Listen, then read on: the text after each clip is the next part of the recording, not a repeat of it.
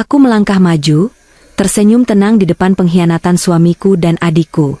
Map coklat itu bukti kehancuran mereka. Aku bukan korban, melainkan saksi yang menunggu.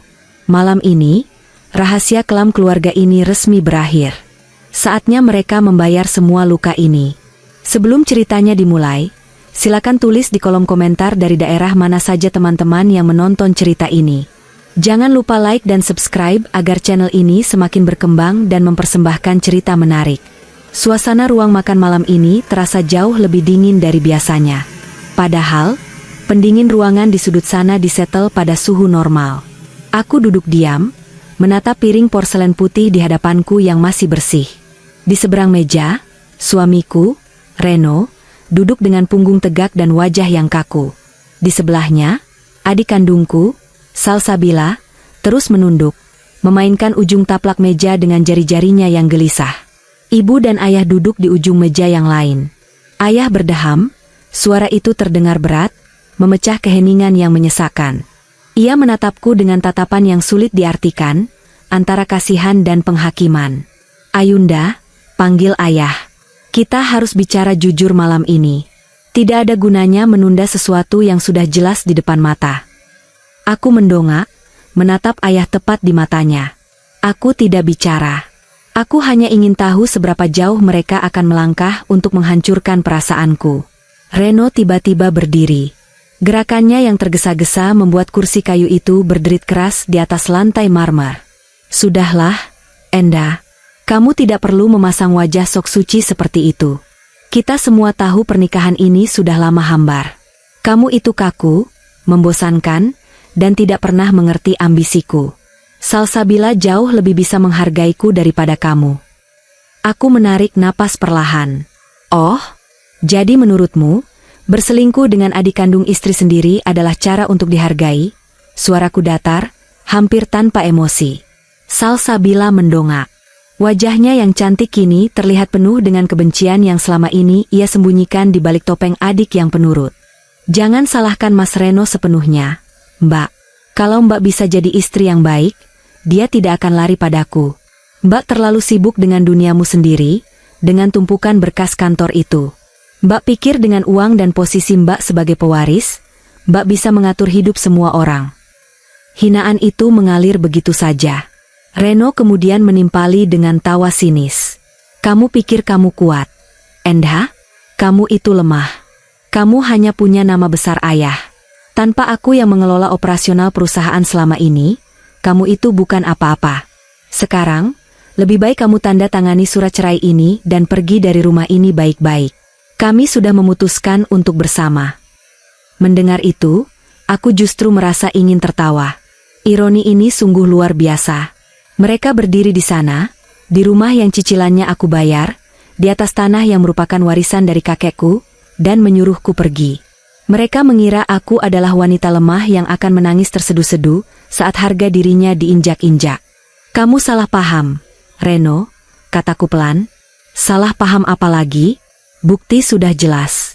Aku dan Salsabila saling mencintai. Ayah dan ibu juga sudah merestui karena mereka ingin melihatku memimpin keluarga ini, bukan kamu yang tidak punya perasaan. Hardik Reno lagi. Aku berdiri dari kursiku. Langkahku pelan namun mantap. Aku berjalan mendekati mereka. Senyumku tak pudar, justru semakin tenang. Ekspresi wajahku yang begitu damai sepertinya membuat Reno merasa tidak nyaman. Ia mundur selangkah, namun tetap berusaha terlihat dominan. Aku sudah tahu, ulangku pelan, memastikan setiap kata meresap ke dalam gendang telinga mereka. Bahkan, jauh sebelum kalian berani menatapku seperti ini.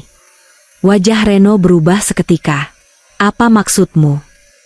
Yang kalian tidak tahu, lanjutku sambil menoleh ke arah Salsabila yang wajahnya mulai memucat, aku yang menyuruh kalian datang malam ini.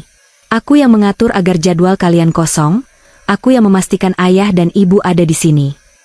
Semua terdiam. Keheningan di ruangan itu berubah menjadi sesuatu yang mencekik. Ayah menarik napas berat, tampak bingung dengan arah pembicaraanku. Maksudmu, Ayunda, kamu sudah tahu tentang hubungan mereka? Aku tidak menjawab pertanyaan ayah secara langsung. Aku merogoh tas tanganku yang terletak di kursi sebelah. lalu mengeluarkan sebuah map coklat tebal. Aku meletakkannya di atas meja makan dengan suara debuman ringan yang terdengar, seperti lonceng kematian bagi mereka. Di dalam sini, kataku sambil menepuk map itu, ada berkas-berkas yang sangat rapi. Tanggal, waktu, rekaman pesan suara, dan salinan percakapan kalian selama 1 tahun terakhir. Termasuk rencana kalian untuk memindahkan aset pribadi milikku ke rekening luar negeri milik Reno. Ibu menutup mulutnya dengan tangan, matanya terbelalak. Reno mundur setapak lagi, tangannya gemetar. Kamu, ngapain ngumpulin ini?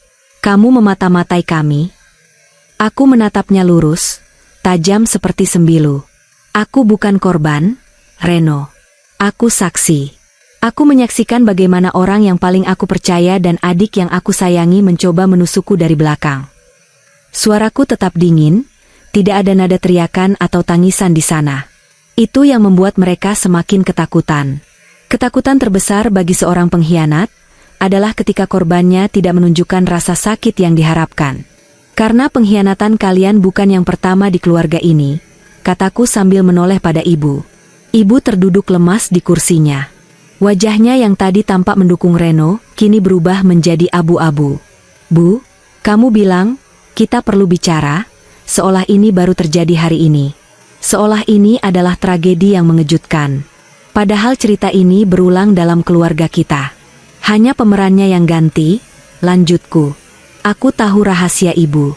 Aku tahu bagaimana ibu dulu mendapatkan ayah dengan cara yang sama, seperti Salsabila mencoba mendapatkan Reno. Sejarah kelam itu mengalir di darah mereka, tapi tidak di darahku. Aku tersenyum lagi, kali ini benar-benar tanpa kehangatan.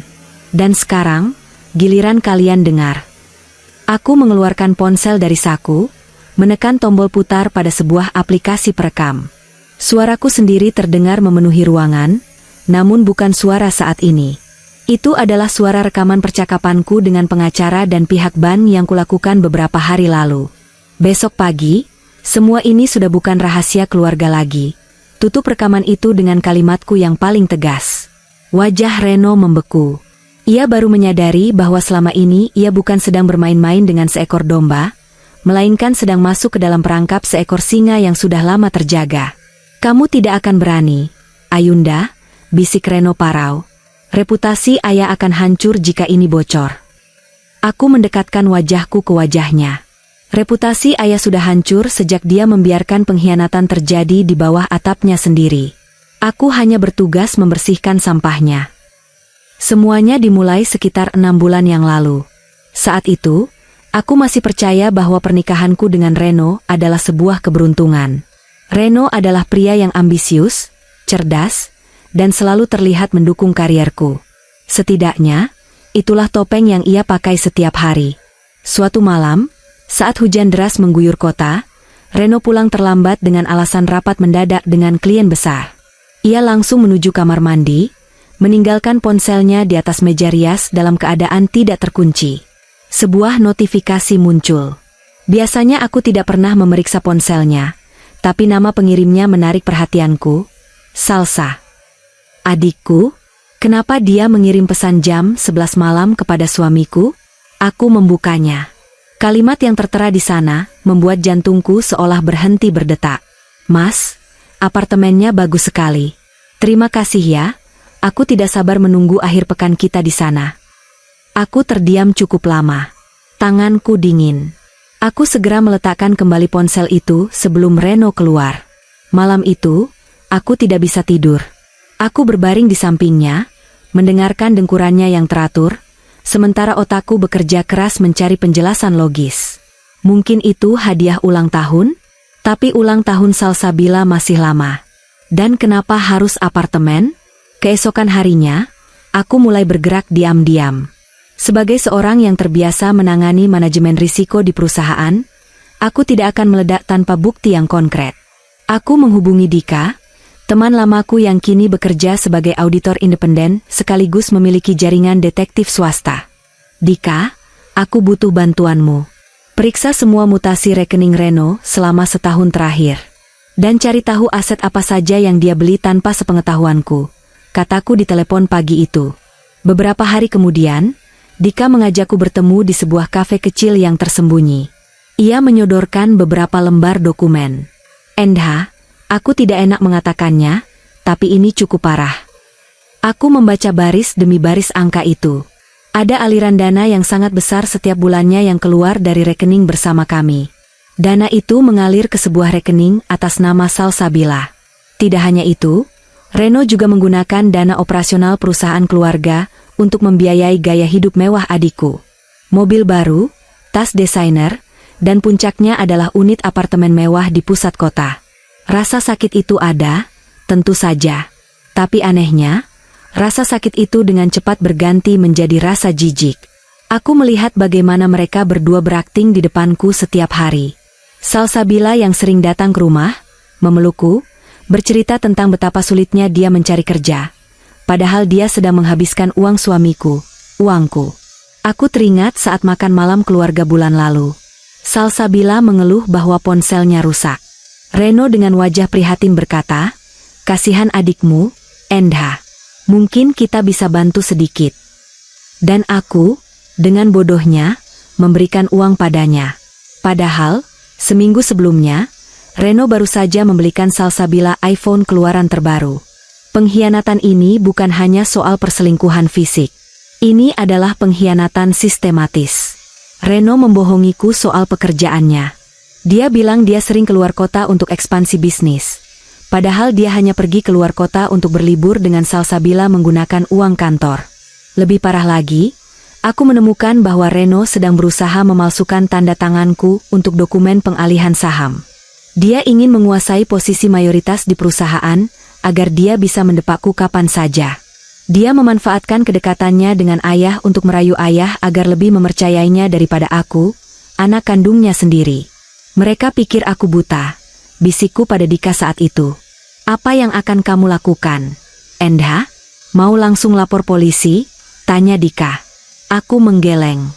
Tidak, itu terlalu mudah bagi mereka. Kalau aku melaporkannya sekarang, mereka hanya akan dipenjara atau bercerai.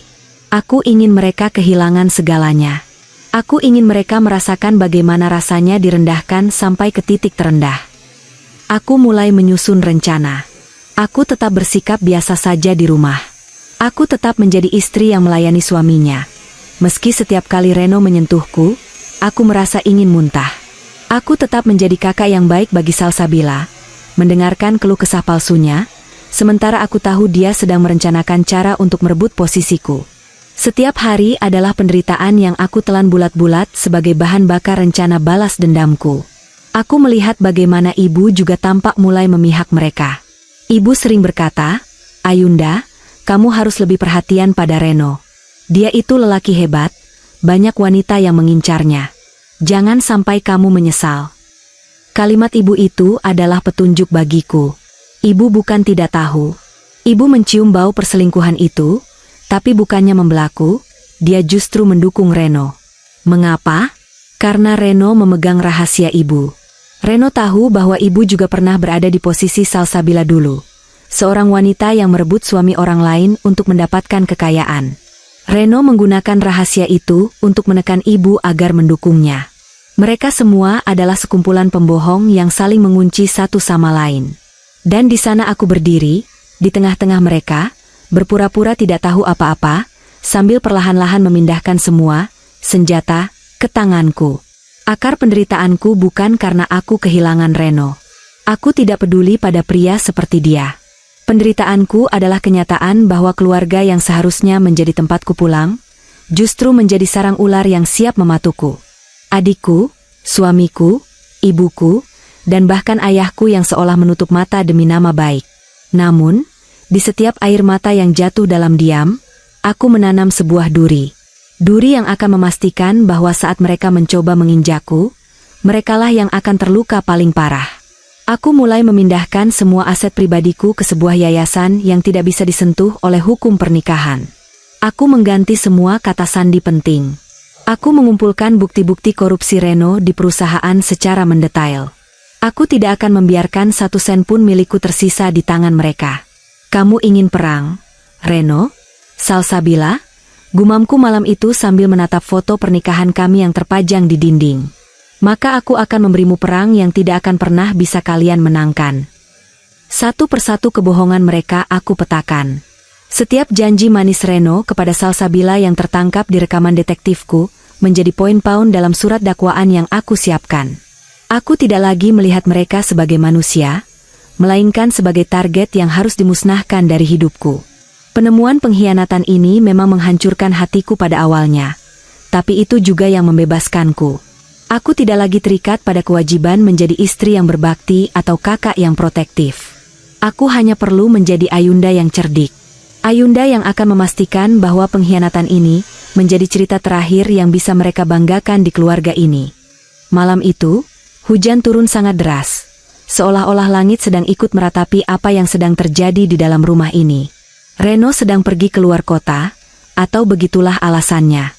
Aku tahu dia sebenarnya sedang berada di villa keluarga di puncak bersama Salsabila. Kesempatan ini tidak aku sia-siakan. Aku melangkah menuju ruang kerja Reno, sebuah ruangan yang selama ini ia kunci rapat-rapat dengan alasan privasi pekerjaan. Aku tidak butuh kunci fisik.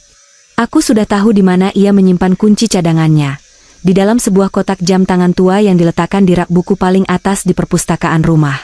Reno pikir dia sangat cerdik dengan menyembunyikannya di tempat yang begitu mencolok. Aku membuka pintu ruang kerjanya yang beraroma tembakau dan parfum mahal yang selalu aku benci. Aku mulai menggeledah meja kerjanya. Tidak ada apapun di sana selain tumpukan berkas yang terlihat biasa saja. Namun, instingku mengatakan ada sesuatu yang lebih besar. Aku berlutut di bawah meja, meraba permukaan kayu bagian dalam. Jariku menyentuh sesuatu yang kasar, sebuah laci rahasia yang ditempelkan dengan magnet. Aku menariknya dan menemukan sebuah buku agenda hitam kecil dan sebuah flash drive berwarna perak. Aku membawa flash drive itu ke laptop pribadiku yang sudah terlindungi dengan VPN dan enkripsi tingkat tinggi. Begitu data terbuka, mataku terbelalak. Reno bukan hanya berselingkuh. Dia melakukan kejahatan finansial yang jauh lebih besar dari yang aku bayangkan. Ada daftar, setoran, rutin kepada beberapa oknum pejabat pajak, dan yang paling mengejutkan adalah bukti penggelapan dana proyek pembangunan rumah sakit yang dipimpin oleh ayahku, Aryo. Jadi ini caramu bermain, Reno, bisikku pada kegelapan ruangan. Reno sengaja mengalihkan dana perusahaan ke sebuah perusahaan cangkang yang ia buat atas nama Salsabila.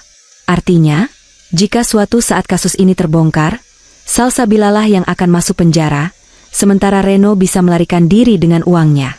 Dia benar-benar licik.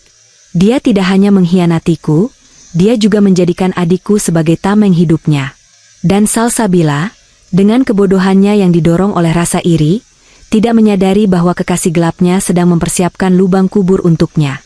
Namun, kejutan sesungguhnya muncul saat aku membuka folder berjudul As di dalam flash drive itu. Isinya bukan soal uang. Isinya adalah rekaman suara dan foto-foto lama milik ibuku, Lestari. Aku mendengarkan rekaman itu dengan tangan gemetar. Suara ibu terdengar jauh lebih muda, membicarakan tentang rencana untuk menyingkirkan bibiku, kakak kandung ayah, dari jajaran direksi perusahaan puluhan tahun lalu dengan cara memfitnahnya melakukan korupsi. Itu adalah rahasia kelam keluarga kami. Bibiku meninggal dalam keadaan terhina dan jatuh miskin, sementara ibu berhasil menduduki posisinya dan menikah dengan ayah. Reno menemukan bukti-bukti ini dan menggunakannya untuk memeras ibu. Itulah alasan mengapa ibu selalu membela Reno, bahkan ketika ibu tahu Reno menyakiti aku. Ibu takut Reno akan membongkar masa lalunya kepada ayah dan publik. Aku merasa duniaku seakan runtuh, namun sekaligus menjadi sangat terang. Sekarang aku mengerti peta kekuatannya. Reno memegang ibu memengaruhi ayah, dan Salsabila menjadi pion yang bisa dibuang kapan saja. Kelemahan fatal mereka kini ada di tanganku.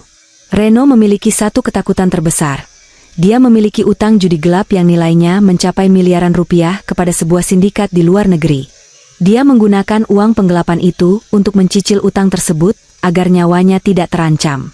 Aku segera menghubungi Dika lewat aplikasi pesan instan yang terenkripsi. Dika, aku punya sesuatu yang besar. Lebih besar dari sekadar perselingkuhan. Aku butuh kamu melacak pemilik utang Reno. Aku ingin tahu siapa yang paling dia takuti. Ketiku. Tak butuh waktu lama bagi Dika untuk membalas. Aku sedang mengerjakannya, Endha. Kamu baik-baik saja?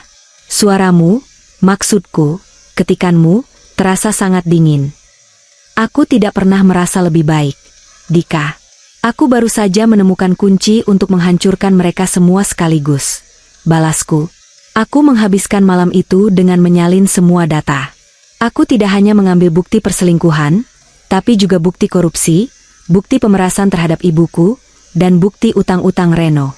Aku merasa seperti seorang jenderal yang sedang mengumpulkan peluru untuk perang terakhir. Keesokan harinya, aku bersikap seolah tidak terjadi apa-apa. Saat Reno pulang dengan senyum palsunya dan membawakanku oleh-oleh berupa tas mewah, aku menerimanya dengan senyum yang tak kalah palsu. Terima kasih, Mas. Kamu baik sekali ya, sampai repot-repot memikirkan aku di tengah kesibukanmu di puncak, kataku sambil menatap matanya. Reno sempat terlihat tegang saat aku menyebut puncak, namun dia dengan cepat menguasai diri. Ah, tidak repot kok, sayang. Pekerjaan memang melelahkan, tapi melihat senyummu membuat semuanya hilang. Aku hampir saja tertawa di depannya. Pria ini benar-benar aktor yang handal. Di dalam tas itu, aku tahu ada bau parfum salsabila yang samar. Dia bahkan tidak cukup pintar untuk menghilangkan jejak itu. Tapi biarkan dia merasa menang untuk sementara. Dia tidak tahu bahwa tas yang dia berikan padaku sebenarnya dibeli dengan uang yang secara teknis sudah bukan miliknya lagi. Aku juga mulai memperhatikan ibu. Saat kami minum teh di sore hari, aku sengaja menyinggung soal almarhum Bibi. Bu, aku semalam mimpi tentang Bibi. Rasanya kasihan ya, dia pergi dalam keadaan yang tidak baik. Padahal dia orang yang sangat berjasa bagi perusahaan dulu. Wajah ibu seketika pucat. Cangkir teh di tangannya sedikit bergetar. Kenapa tiba-tiba bicara soal itu? Ayunda, itu sudah lama sekali. Lebih baik kita fokus ke masa depan. Benar juga, Bu. Masa depan memang penting. Terutama menjaga rahasia agar tetap menjadi rahasia. Kan? Aku melemparkan umpan kecil. Ibu menatapku dengan tatapan penuh selidik dan ketakutan. Dia tidak berani bertanya lebih lanjut, dan aku pun tidak memberinya penjelasan. Biarkan rasa takut itu merayap perlahan di hatinya. Aku ingin mereka semua merasa tidak nyaman di rumah mereka sendiri, sama seperti aku yang merasa tidak nyaman selama berbulan-bulan ini. Senjata ini sudah lengkap. Sekarang, aku hanya perlu menyusun strategi bagaimana cara menarik pelatuknya agar pelurunya mengenai mereka semua dalam satu tembakan yang presisi. Tidak boleh ada yang luput. Tidak boleh ada yang selamat. Pengkhianatan ini harus dibayar dengan kehancuran total. Setelah menemukan semua bukti itu, aku tidak lagi menjadi Ayunda yang pasif. Aku berhenti menangisi nasib dan mulai aktif merancang skenario kejatuhan mereka. Tahap pertama adalah mengamankan seluruh aset pribadiku. Aku tahu Reno sedang mencoba memalsukan tanda tanganku, jadi aku harus bergerak lebih cepat. Aku bertemu dengan pengacaraku, seorang wanita parubaya yang sangat tegas bernama Ibu Tania. Kami bertemu di sebuah kantor kecil yang tidak mencolok agar tidak terendus oleh antek-antek Reno. Ibu Tania, aku ingin memindahkan semua aset yang ada atas namaku, baik itu rumah, tanah, maupun saham di perusahaan ayah, ke dalam sebuah yayasan perwalian. Aku ingin yayasan ini dikelola oleh pihak ketiga yang independen, di mana aku adalah penerima manfaat utamanya, tapi Reno tidak punya hak akses sama sekali. Jelasku dengan tegas. Ibu Tania memeriksa berkas-berkas yang kubawa. Ini bisa dilakukan, Ayunda. Tapi suamimu pasti akan curiga jika dia tahu. Bagaimana caramu menutupi jejak ini? Aku tersenyum tipis. Aku akan memberinya umpan. Aku akan berpura-pura bahwa aku sedang butuh uang tunai dalam jumlah besar untuk investasi properti baru. Aku akan meminta dia untuk menandatangani beberapa berkas yang dia pikir adalah surat kuasa untuk menjual aset kecil, padahal itu adalah berkas persetujuan pengalihan aset ke yayasan. Reno seringkali tidak teliti saat membaca dokumen jika dia merasa sudah memegang kendali. Dia terlalu sombong dengan kecerdasannya sendiri. Selain soal aset, aku juga mulai bekerja sama dengan Dika untuk memanipulasi bukti korupsi yang Reno lakukan. Aku ingin memastikan bahwa saat-saatnya tiba, bukti itu tidak hanya menyeret Reno, tapi juga membersihkan nama ayah jika ayah mau bekerja sama. Namun, jika ayah tetap memilih membela Reno, maka ayah pun harus ikut menanggung risikonya. Selanjutnya adalah Salsabila. Aku tahu adikku itu sangat terobsesi dengan kemewahan. Aku mulai memberikan dia hadiah-hadiah kecil.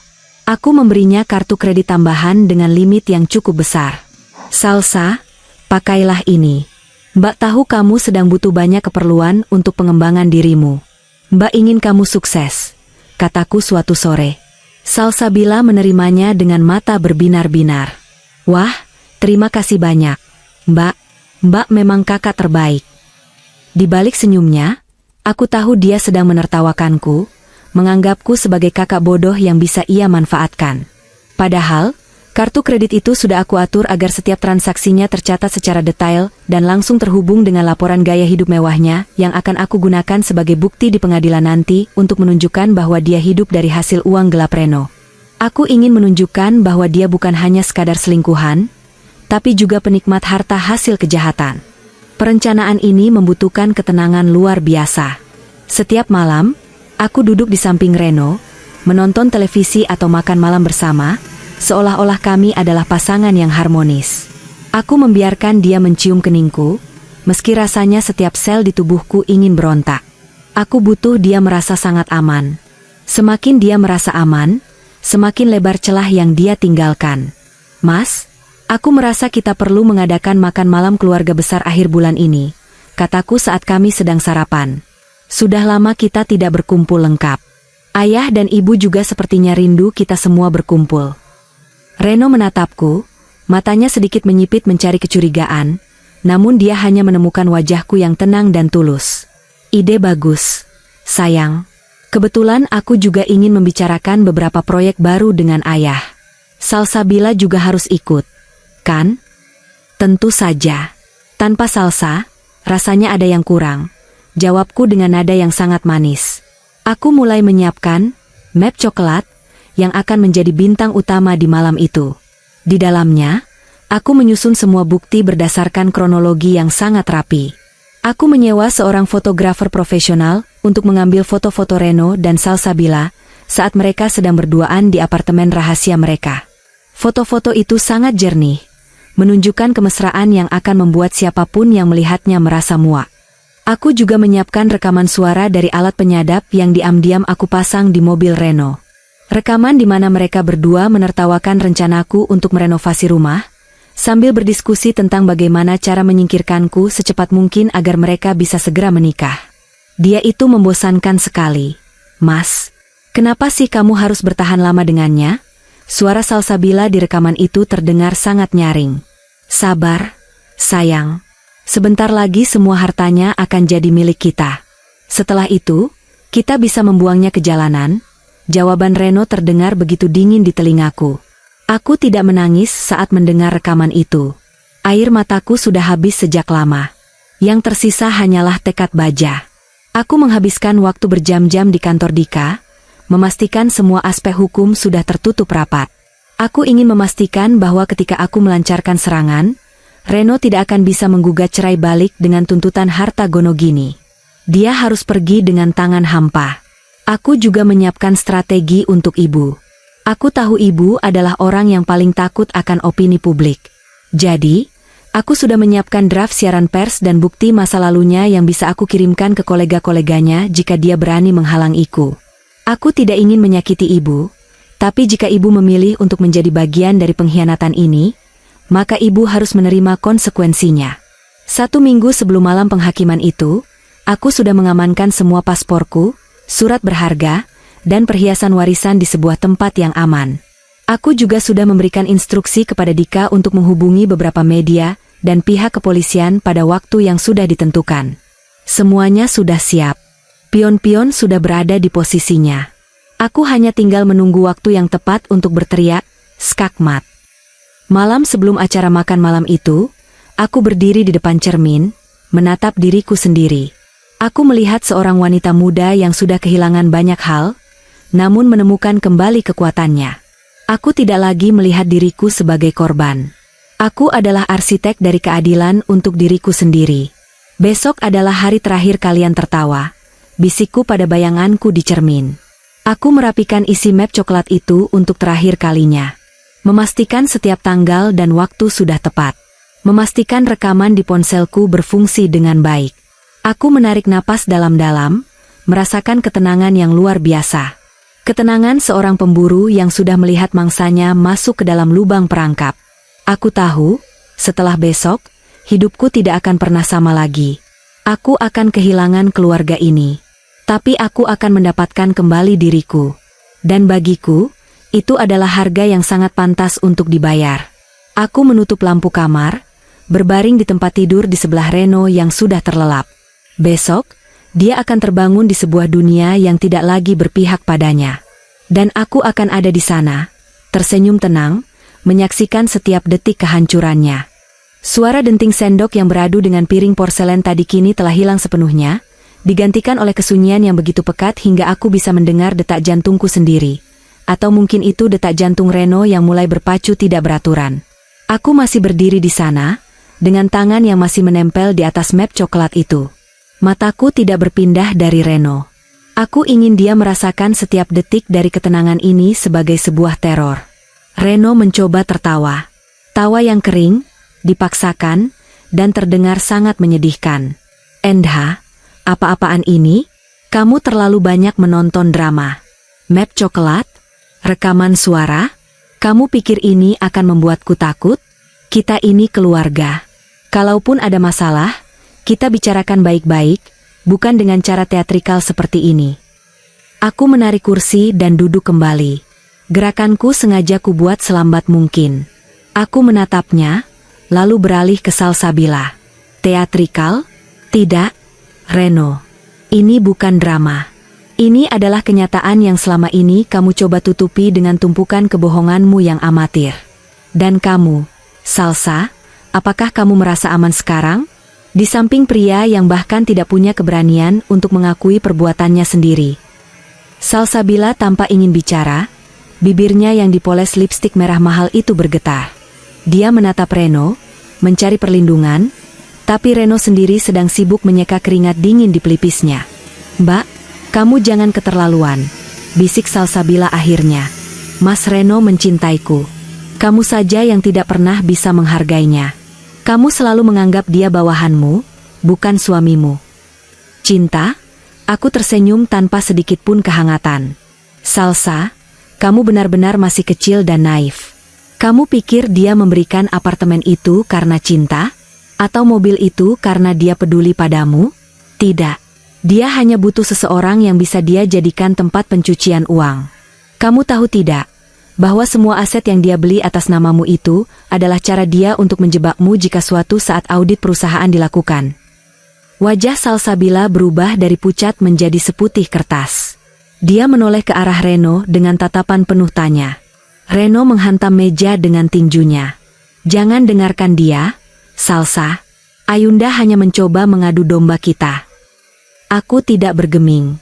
Aku mencondongkan tubuh ke depan, menatap Reno tepat di manik matanya.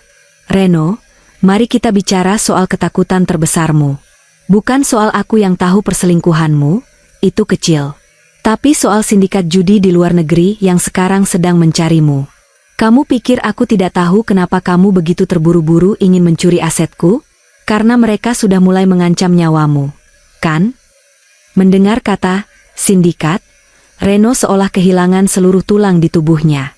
Dia terduduk lemas. Rahasia itu adalah senjata psikologis pertamaku. Dia pikir dia bisa menyembunyikan utang miliaran rupiah itu selamanya. Dia pikir dia bisa melunasinya dengan mencuri dari perusahaan ayah. Bagaimana kamu? Suaranya tercekat. Bagaimana aku tahu? Aku tahu segalanya, Reno.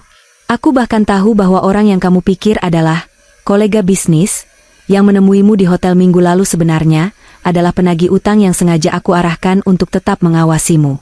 Aku tahu kamu tidak bisa tidur setiap malam karena takut pintu rumah ini akan didobrak oleh orang-orang berbadan besar. Ibu mulai terisak pelan. Ayunda, hentikan. Ini terlalu banyak. Kenapa kamu jadi sekejam ini pada suamimu sendiri? Aku menoleh pada ibu. Kejam? Bu? Ibu bilang aku kejam? Di mana kata kejam? Itu saat ibu membiarkan Reno merayu Salsabila di bawah atap rumah ini? Di mana kata kejam? Itu saat ibu diam saja melihat menantu ibu ini perlahan-lahan merampok anak kandung ibu sendiri, hanya karena ibu takut rahasia masa lalu ibu dibongkar. Ibu tersentak. Dia menatapku dengan mata yang penuh ketakutan. Ayunda, kamu tidak mengerti. Ibu melakukannya untuk menjaga keluarga ini agar tidak hancur. Keluarga ini sudah hancur sejak lama, Bu. Ibu hanya berusaha merekatkan pecahannya dengan darah dan air mataku. Tapi hari ini, aku tidak mau lagi menjadi lem untuk kebohongan kalian, kataku dengan suara yang tetap tenang namun menusuk. Aku kembali menatap Reno. Dia tampak sangat rapuh sekarang. Serangan psikologis ini bekerja dengan sempurna. Dia tidak lagi merasa seperti penguasa di rumah ini. Dia merasa seperti tikus yang terpojok di sudut ruangan yang gelap. Aku bisa melihat matanya yang liar mencari jalan keluar, tapi setiap pintu sudah aku kunci rapat-rapat. Tahukah kamu, Reno, lanjutku, bahwa setiap kali kamu pulang dan mencium keningku setelah menghabiskan waktu dengan Salsabila, aku merasa sangat kasihan padamu. Kamu pikir kamu sedang memegang kendali, padahal kamu hanya sedang menggali lubang kuburmu sendiri. Setiap hadiah yang kamu berikan padaku, setiap kata manis yang kamu ucapkan, semuanya tercatat sebagai bukti betapa manipulatifnya kamu. Salsabila mulai menangis sesenggukan. Mbak, maafkan aku tidak tahu kalau Mas Reno. Kamu tahu, Salsa.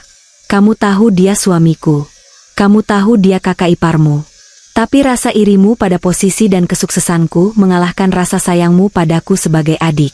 Kamu ingin menjadi aku, kan? Kamu ingin punya semua yang aku punya. Nah, sekarang kamu akan mendapatkan semuanya. Termasuk utang-utangnya, musuh-musuhnya, dan semua kehancuran yang dia bawa. Aku berdiri lagi, berjalan mengitari meja makan, melewati ayah yang hanya bisa menunduk dalam diam. Aku berhenti tepat di belakang kursi Reno. Aku meletakkan tanganku di bahunya. Dia berjengit seolah baru saja disentuh oleh bara api. Malam ini, kalian semua akan merasakan apa yang aku rasakan selama 6 bulan ini. Rasa takut, rasa dikhianati, dan rasa kehilangan pijakan. Bedanya, aku punya bukti untuk menghancurkan kalian, sementara kalian hanya punya janji-janji kosong yang sudah basi. Aku menekan tombol di ponselku lagi. Suara tawa Reno dan Salsabila terdengar dari speaker. Mereka sedang merencanakan bagaimana cara membuangku ke panti rehabilitasi dengan alasan aku mengalami gangguan mental agar mereka bisa menguasai hartaku sepenuhnya. Dia itu gila, Mas. Makin hari makin aneh. Kita tinggal bilang saja ke ayah kalau dia depresi karena tidak bisa punya anak. Suara Salsabila di rekaman itu terdengar sangat jelas dan tajam. Ruang makan itu seketika menjadi seperti medan perang yang sunyi. Ayah mendongak, matanya merah menatap Salsabila. Ibu menutup wajahnya dengan kedua tangan. Reno hanya bisa menatap piringnya dengan pandangan kosong. Inilah serangan psikologisku yang paling telak. Aku tidak perlu memaki. Aku hanya perlu menunjukkan pada mereka betapa buruknya bayangan mereka di cermin yang aku pegang. Aku membiarkan mereka tenggelam dalam rasa malu dan ketakutan mereka sendiri. Besok pagi, seluruh dunia akan tahu siapa kalian sebenarnya, bisikku tepat di telinga Reno. Tapi sebelum itu, aku punya sesuatu yang lebih menarik untuk kalian lihat di dalam map ini. Setelah hantaman psikologis yang membuat mereka tak berkutik, aku tahu ini saatnya untuk memberikan pukulan terakhir yang bersifat faktual. Tanpa bukti yang kuat, orang-orang seperti Reno dan keluargaku akan selalu mencari celah untuk membela diri. Tapi malam ini, aku tidak akan memberi mereka celah sedikit pun. Aku membuka map coklat itu dengan tenang. Aku mengeluarkan tumpukan kertas pertama, laporan keuangan perusahaan keluarga selama setahun terakhir yang sudah diaudit secara independen oleh tim Dika. Ayah, kataku sambil menggeser kertas-kertas itu ke arah ayah. Ayah selalu mempercayai Reno untuk mengelola proyek pembangunan rumah sakit kita. Ayah bilang Reno punya visi yang bagus. Sekarang, silakan ayah lihat kemana perginya dana 15 miliar yang seharusnya digunakan untuk pengadaan alat medis. Ayah mengambil kertas itu dengan tangan gemetar. Dia menggunakan kacamatanya, membacanya dengan teliti. Semakin lama dia membaca, semakin merah wajahnya. Urat-urat di lehernya menegang. Reno, apa ini? Suara ayah terdengar menggelegar, namun penuh dengan kekecewaan yang mendalam. Kamu mentransfer dana ini ke perusahaan bernama Salsa Creative Media? Perusahaan apa ini? Dan kenapa pemiliknya adalah Salsabila? Reno mencoba berdiri, tapi kakinya seolah tidak sanggup menahan beban tubuhnya. Yah, itu untuk kepentingan promosi proyek. Yah, aku hanya meminjam nama Salsa agar tidak terlihat seperti konflik kepentingan langsung. Aku tertawa pendek. Promosi proyek?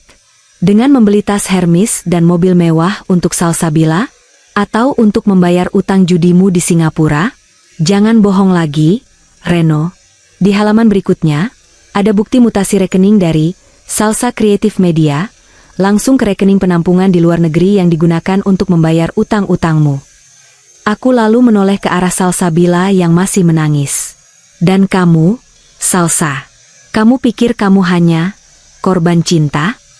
Di sini ada surat pernyataan yang kamu tanda tangani sendiri sebagai direktur utama perusahaan bodong itu. Kamu secara hukum adalah pelaku pencucian uang. Kamu membantu Reno merampok uang ayah kita sendiri. Uang yang seharusnya digunakan untuk membantu orang sakit, malah kamu pakai untuk memamerkan kemewahan palsumu di media sosial. Salsabila menggeleng-gelengkan kepalanya. Aku tidak tahu, Mbak. Mas Reno bilang aku hanya perlu tanda tangan agar dia bisa memberiku kejutan-kejutan itu. Aku tidak tahu itu uang perusahaan. Ketidaktahuanmu tidak menghapuskan pidanamu. Salsa, kataku dingin. Di mata hukum, kamu adalah kaki tangan. Selanjutnya, aku mengeluarkan berkas kedua. Ini adalah surat pengalihan aset. Reno langsung mengenali format dokumen itu. Matanya membelalak. Tunggu. Itu dokumen yang aku berikan padamu bulan lalu, kata Reno dengan suara parau. Benar? Dokumen yang kamu pikir adalah surat kuasa bagimu untuk menjual tanah di Bogor milikku. Balasku sambil tersenyum tipis. Tapi kamu lupa, Reno. Kamu terlalu malas untuk membaca detail kecil di setiap lembarnya, karena kamu terlalu asyik bertukar pesan mesra dengan adikku saat aku meminta kamu memeriksanya. Dokumen yang kamu tanda tangani sebagai saksi dan yang aku tanda tangani itu sebenarnya adalah dokumen pembatalan hak warismu dan pengalihan seluruh aset bersama kita kembali ke kepemilikan pribadiku secara penuh. Reno menyambar kertas itu dari tangan ayah. Dia membacanya dengan panik. Ini tidak mungkin. Kamu menjebakku. Aku tidak menjebakmu. Aku hanya mengembalikan apa yang seharusnya menjadi milikku. Kamu yang mencoba mencuri dariku. Aku hanya mengambilnya kembali sebelum kamu berhasil. Jadi, secara teknis, rumah yang kita tempati sekarang ini, mobil yang kamu kendarai, dan bahkan saham yang kamu banggakan itu sudah bukan milikmu lagi. Kamu tidak punya apa-apa di sini, Reno. Kamu adalah orang asing di rumah ini. Pukulan ini sepertinya benar-benar menghancurkan Reno. Dia menjatuhkan kertas itu ke lantai, wajahnya tampak kosong. Semua rencana yang dia susun selama berbulan-bulan, semua pengkhianatan yang dia lakukan, semuanya sia-sia. Dia tidak hanya kehilangan selingkuhannya dan reputasinya, tapi dia juga kehilangan akses ke harta yang menjadi tujuannya sejak awal. Tapi aku belum selesai. Aku menoleh pada ibu yang masih terisak. Dan untuk ibu, aku mengeluarkan selembar foto lama dan salinan dokumen dari 30 tahun yang lalu. Ibu selalu bilang bahwa kita harus menjaga kehormatan keluarga. Tapi bagaimana dengan kehormatan bibi? Ibu memfitnah dia agar ayah bisa mengusirnya dan ibu bisa menikah dengan ayah. Kan? Reno memeras ibu dengan bukti ini, itu sebabnya ibu selalu membelanya. Ibu mengangkat wajahnya, matanya penuh dengan permohonan. Ayunda, tolong jangan beritahu ayah. Ayah sudah tahu, Bu, kataku pelan sambil melirik ayah. Ayah menatap ibu dengan pandangan yang sangat dingin, pandangan yang belum pernah aku lihat sebelumnya. Ayunda memberitahuku tadi sore, Lestari.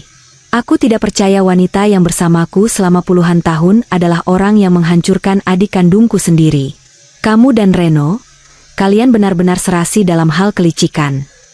Ibu terduduk lemas, seolah seluruh kekuatannya telah ditarik keluar. Dia tidak lagi punya pembelaan. Kebenaran faktual ini terlalu berat untuk dibantah. Tidak ada lagi ruang untuk manipulasi emosional. Semuanya terpampang jelas di atas meja makan ini, di antara sisa-sisa makanan yang sudah mendingin. Sekarang, kataku sambil merapikan kembali kertas-kertas itu. Kalian punya dua pilihan. Pertama, kalian pergi dari sini malam ini juga tanpa membawa apapun selain pakaian yang menempel di badan kalian, dan aku akan mempertimbangkan untuk tidak langsung menyerahkan berkas korupsi ini ke kepolisian besok pagi. Atau kedua, kita tunggu sampai polisi datang menjemput kalian malam ini, karena aku sudah menghubungi mereka 10 menit yang lalu. Reno mendongak dengan wajah penuh ketakutan. Kamu sudah lapor polisi. Aku sudah bilang, Reno, aku bukan korban. Aku saksi. Dan seorang saksi memiliki kewajiban untuk melaporkan kejahatan. Tapi karena aku masih memiliki sisa-sisa rasa kemanusiaan, meski kalian tidak pantas mendapatkannya, aku memberi kalian waktu 10 menit untuk keluar dari pintu depan sebelum petugas itu masuk. Salsabila bangkit berdiri, dia mencoba memeluk kaki ayah. Ayah, tolong Salsa. Salsa tidak mau masuk penjara. Salsa hanya dimanfaatkan Mas Reno. Ayah melepaskan tangan Salsabila dengan kasar. Kamu sudah dewasa, Salsa. Kamu tahu apa yang benar dan apa yang salah. Kamu memilih untuk mengkhianati kakakmu sendiri demi kemewahan. Sekarang, tanggung jawablah pada pilihanmu. Ruangan itu mendadak gaduh dengan suara tangisan dan kepanikan. Reno mencoba meraih tas kerjanya, tapi aku sudah lebih dulu mengambilnya. Ini juga milik perusahaan, Reno. Silakan pergi, kataku sambil menunjuk ke arah pintu depan. Mereka berdua, Reno dan Salsabila, berjalan keluar dengan langkah gontai, dikawal oleh tatapan dingin dariku dan ayah. Mereka meninggalkan kemewahan, posisi, dan harga diri mereka di ruangan ini. Sementara ibu hanya bisa diam membeku, menyadari bahwa dunianya yang selama ini dibangun di atas kebohongan kini telah runtuh sepenuhnya. Aku menghela napas panjang. Beban yang selama ini menghimpit dadaku seolah terangkat. Serangan faktual ini telah menyelesaikan apa yang dimulai oleh serangan psikologis.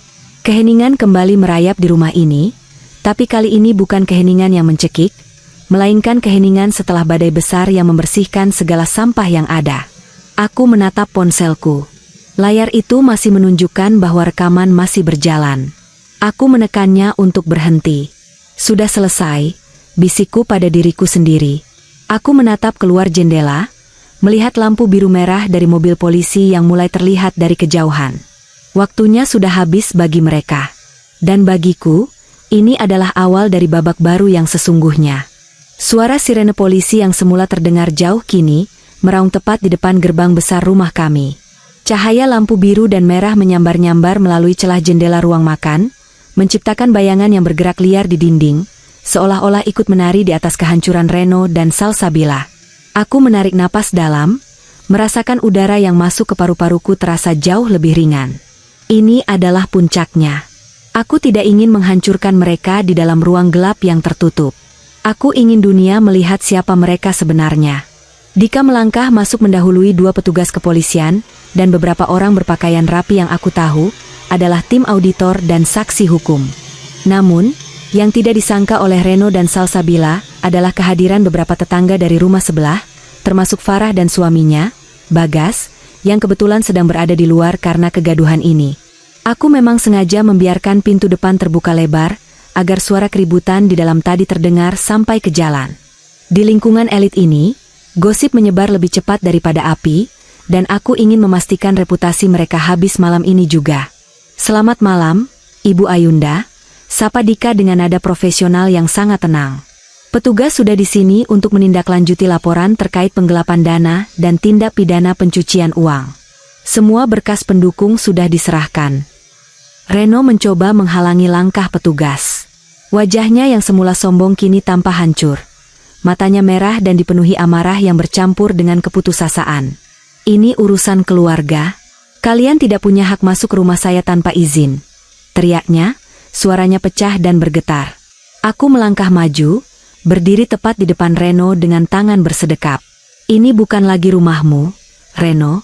Aku sudah menunjukkan suratnya tadi, kan? Secara hukum, kamu hanyalah tamu yang sudah tidak diinginkan. Dan rumah ini berdiri di atas tanah keluarga besar yang dikelola oleh yayasanku. Jadi, petugas ini punya hak penuh karena aku yang mengundang mereka. Petugas kepolisian, seorang pria parubaya dengan tatapan tegas, melangkah mendekat. Saudara Reno, Kami memiliki surat perintah untuk membawa Anda guna pemeriksaan lebih lanjut terkait laporan korupsi di perusahaan konstruksi milik Bapak Aryo. Begitu juga dengan saudari Salsabila. Mendengar namanya disebut, Salsabila menjerit histeris. Dia mencoba berlari menuju kamar, namun langkahnya dihentikan oleh seorang petugas wanita. "Mbak Ayunda, tolong aku adikmu sendiri. Kamu tega melihatku di penjara?" teriaknya sambil meronta. Aku menatapnya tanpa kedip. "Aku justru tega karena kamu adalah adikku, Salsa. Kamu butuh pelajaran bahwa hidup tidak bisa dijalani dengan cara mencuri kebahagiaan dan harta orang lain. Kamu harus belajar tentang konsekuensi." Di luar pagar, beberapa orang mulai berkumpul. Aku melihat Farah menatap ke arah dalam dengan ekspresi terkejut yang tidak ditutup-tutupi.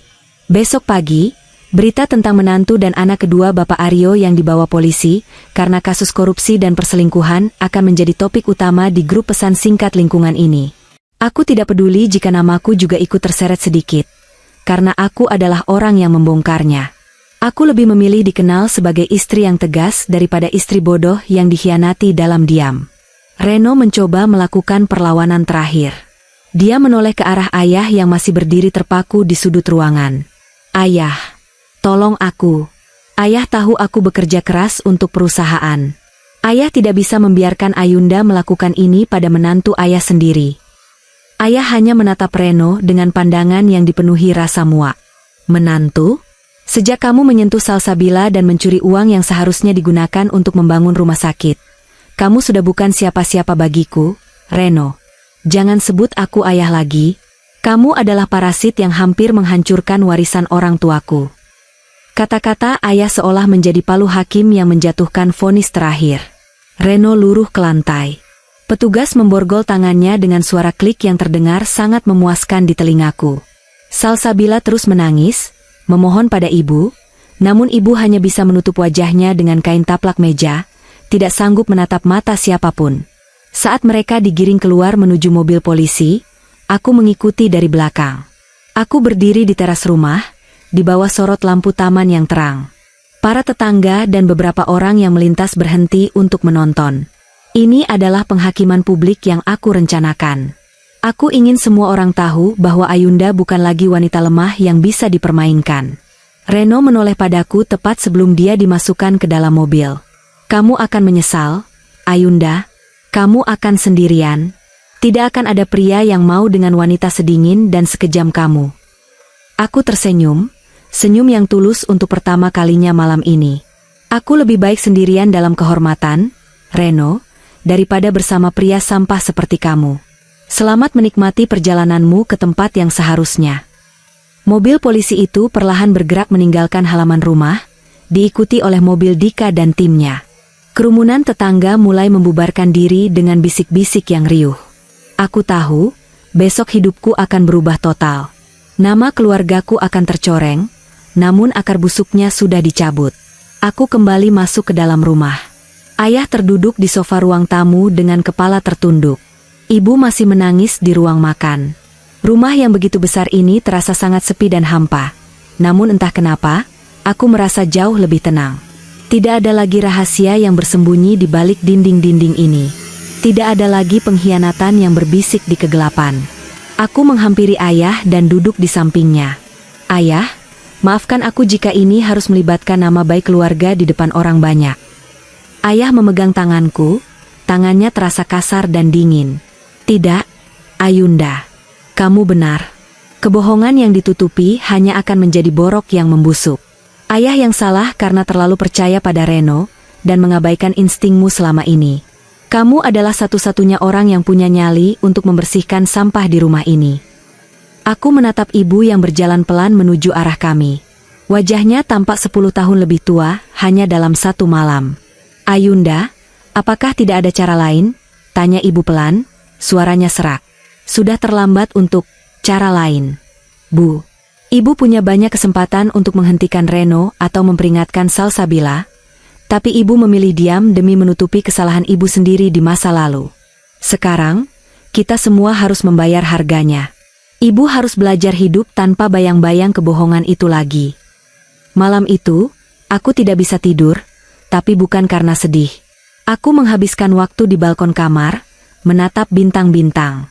Aku merasa seperti baru saja menyelesaikan sebuah maraton yang sangat panjang.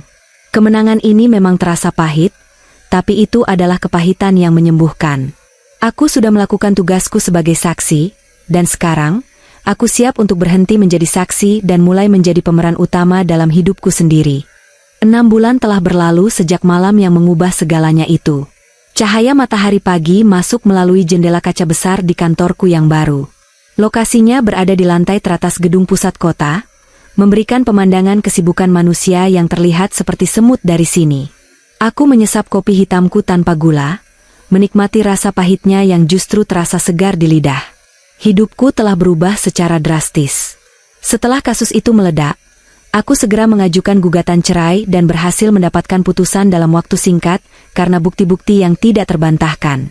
Aku juga mengambil alih kendali penuh atas perusahaan keluarga setelah ayah memutuskan untuk pensiun dini dan fokus pada kegiatan sosial untuk menebus rasa bersalahnya. Di bawah kepemimpinanku, perusahaan yang nyaris bangkrut karena ulah Reno kini mulai stabil dan bahkan mendapatkan 2 kontrak besar dari pemerintah. Dika masuk ke ruanganku dengan map tipis di tangannya. Dia tersenyum, senyum seorang kawan lama yang ikut bangga melihat posisiku sekarang. Ini laporan terbaru dari persidangan Reno dan Salsabila, Endha, katanya sambil meletakkan map itu di mejaku. Aku membukanya dengan santai. Reno dijatuhi hukuman 10 tahun penjara atas kasus korupsi dan pencucian uang.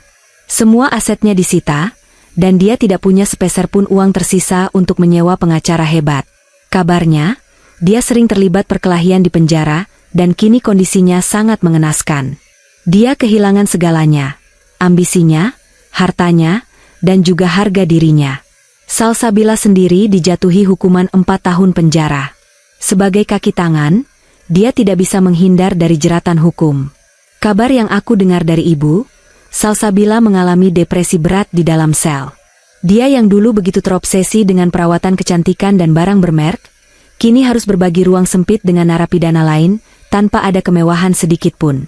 Karma tidak hanya datang, tapi dia menetap di hidup mereka. Bagaimana dengan ibu? Tanyaku pada Dika. Ibu Lestari masih sering berkunjung ke penjara untuk menjenguk Salsabila, tapi dia hidup sangat tertutup sekarang. Dia mengasingkan diri di rumah lama keluarga di desa. Sepertinya dia benar-benar ingin menjauh dari hiruk-pikuk kota dan gosip yang masih sesekali terdengar. Jawab Dika. Aku mengangguk. Aku masih mengirimkan uang bulanan untuk ibu, karena bagaimanapun dia tetap ibuku, namun aku belum sanggup untuk bertemu dengannya secara langsung. Luka itu masih ada, meski sudah mengering. Aku memilih untuk menjaga jarak demi ketenangan jiwaku sendiri. Aku berdiri dari kursi kebesaranku dan berjalan menuju jendela. Aku mengenakan setelan blazer berwarna krem yang elegan, rambutku kupotong pendek agar lebih praktis. Aku merasa jauh lebih muda dan bertenaga. Tidak ada lagi beban menyembunyikan rasa sakit di balik senyum palsu. Sekarang, senyumku adalah nyata. Keuangan pribadiku berkembang pesat. Dengan semua aset yang berhasil kuamankan dan keuntungan perusahaan yang meningkat, aku tidak perlu lagi khawatir tentang masa depan. Aku bahkan baru saja meresmikan sebuah yayasan perlindungan bagi wanita korban kekerasan domestik dan pengkhianatan finansial. Aku ingin pengalaman pahitku menjadi kekuatan bagi wanita lain, agar mereka tidak perlu menunggu selama aku untuk berani melawan. Aku teringat malam di mana aku meletakkan map coklat itu di meja makan. Malam itu terasa seperti sudah terjadi seumur hidup yang lalu. Ayunda yang penuh keraguan dan rasa sakit sudah mati malam itu, digantikan oleh Ayunda yang baru. Seorang wanita yang tahu nilainya dan tidak akan membiarkan siapapun menginjak-injaknya lagi. Ponselku bergetar. Sebuah pesan dari asistenku mengabarkan bahwa jadwal rapat dengan investor asing akan dimulai 10 menit lagi. Aku merapikan blazerni, mengambil tasku, dan berjalan menuju pintu.